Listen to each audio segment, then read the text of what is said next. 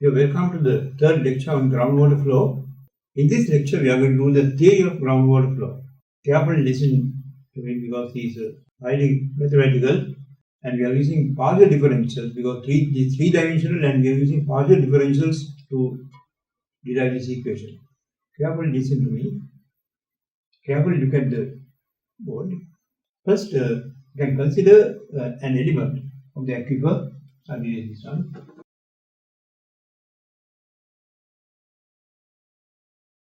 The sizes of the element is delta x, delta y, and delta z, and you can consider the liquid entering the element in x direction, y direction, z direction, and liquid going out in the x direction, y, z direction.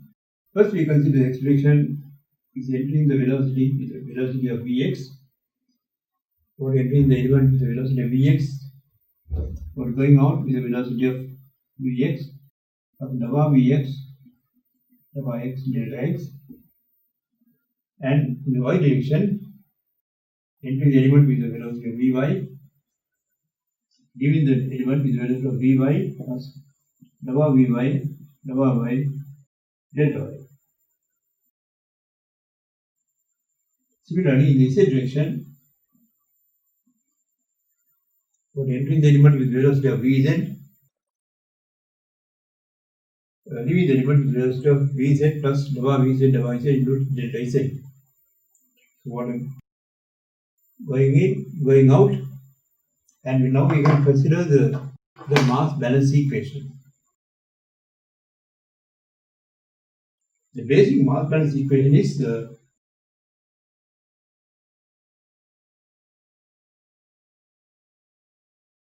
basic mass balance equation is inflow minus outflow is equal to rate of change of storage. So we take the inflow in the direction wise, x direction, y direction, z direction. Inflow expression Vx minus Vx plus nova Vx delta x delta x. This rate whole thing in the area delta y delta z. Inflow minus outflow in the x direction plus the y direction Vy minus Vy plus nova Vy,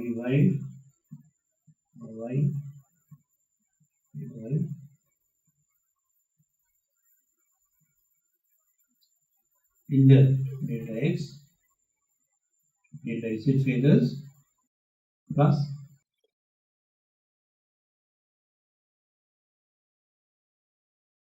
Vz minus Vz plus nova Vz, nova z into delta z, whole thing into delta x, delta y.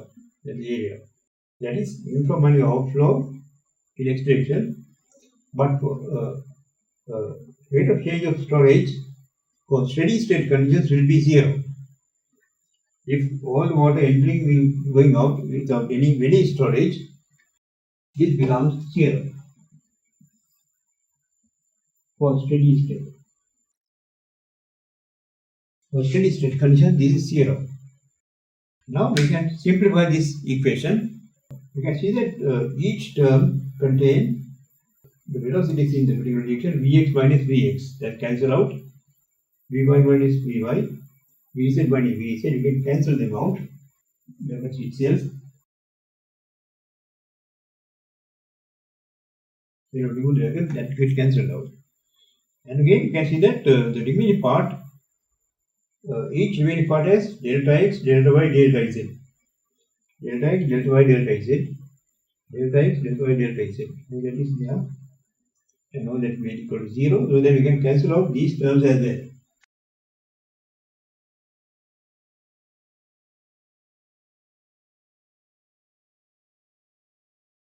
And you are remain with nova x plus nova Vy plus equal to 0. A simple equation. Nova Vx, nova x plus nova Vy, nova y for dou Vz, dou Z is equal to 0.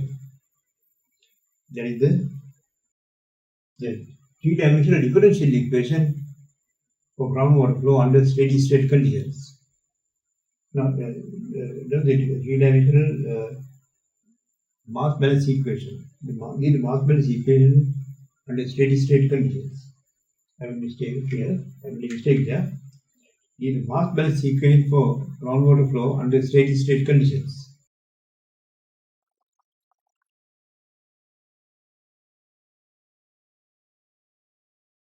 The mass balance equation for groundwater flow under steady state conditions.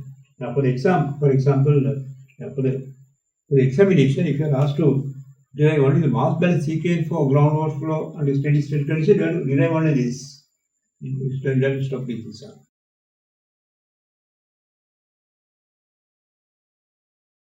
The mass balance equation for steady state. Now, applying Lagrange's law, if Lagrange's law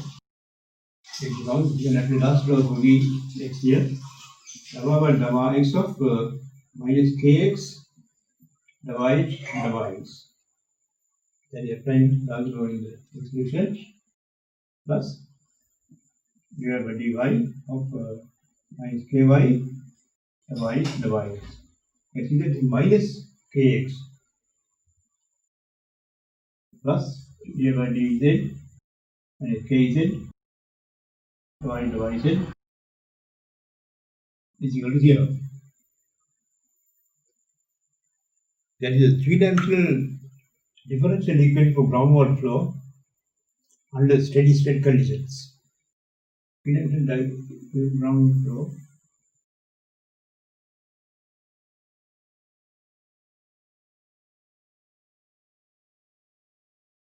differential equation for groundwater flow under steady state conditions.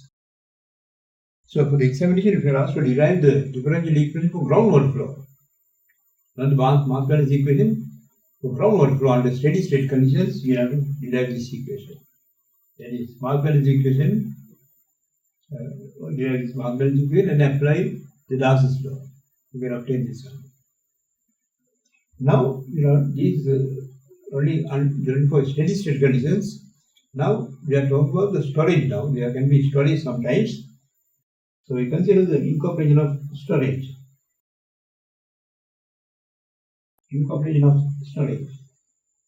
There is something called the storage, specific storage coefficient. Specific storage coefficient.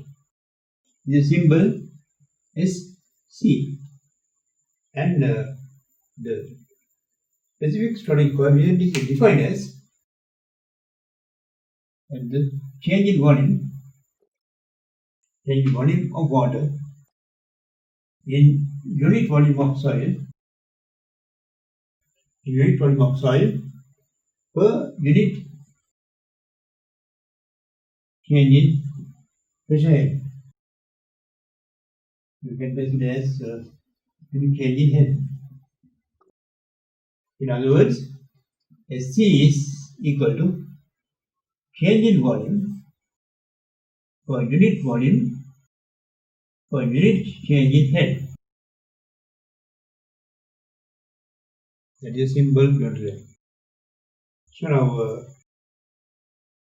we incorporate this one into this. So you can read this part of the equation. d by dx of minus kx dx plus d by dy minus ky y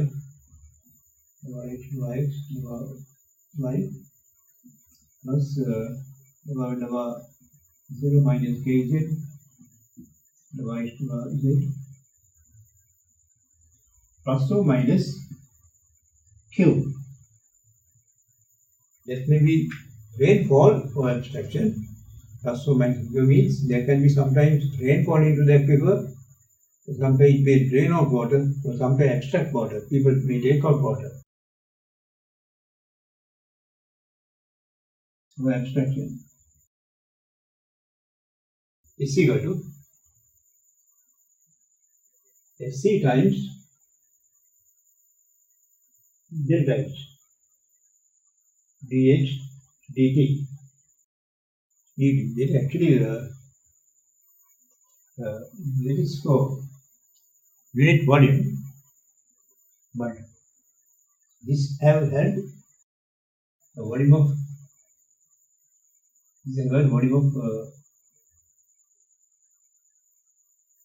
delta x into delta y into delta z. This also have had the delta x and delta y, because rainfall falling from the top will have this area.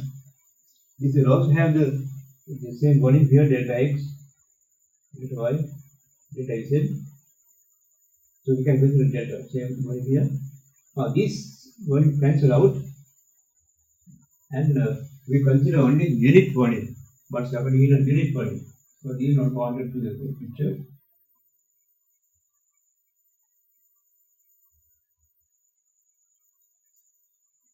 This for unit volume, and this supposed to be the three-dimensional overall differential equation.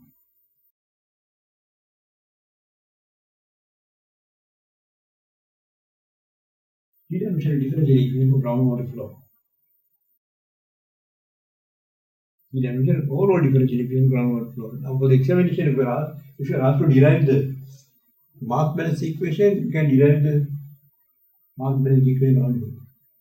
And for the examination, if you are asked to derive the three-dimensional equation for steady state conditions, you have to put the right hand side as 0, and without this, you can put the remaining part only without that.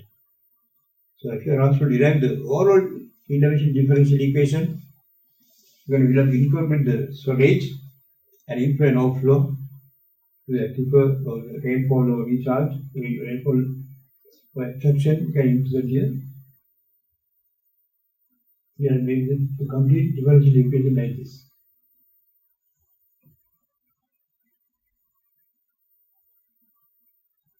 That's for the overall three-dimensional differential equation. Now we can simplify this. We can simplify this further and apply with simple situations at LDT level. We have to simplify this further. We can write it for LDT studies.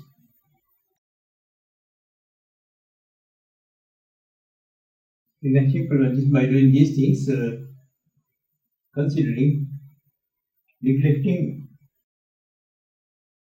vertical flow.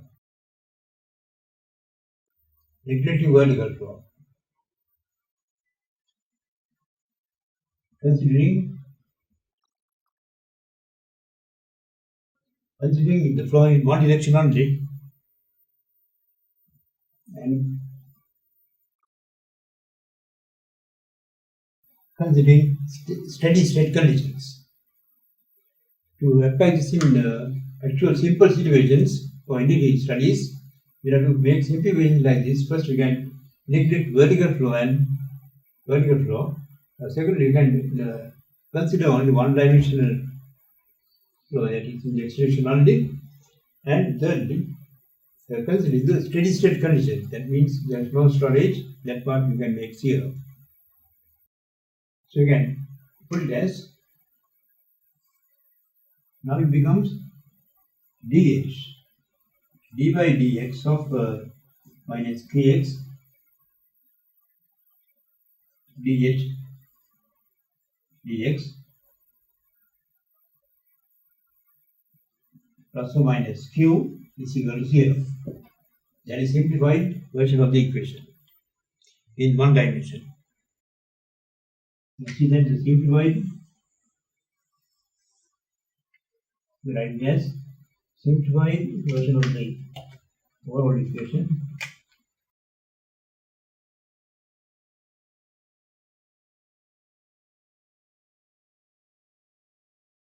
Three-dimensional differential equation in steady state condition simplified form. So now with this we can apply this for simple cases. So we can take one or two cases and see the results. That is the end of the fourth lecture. This is the third lecture rather.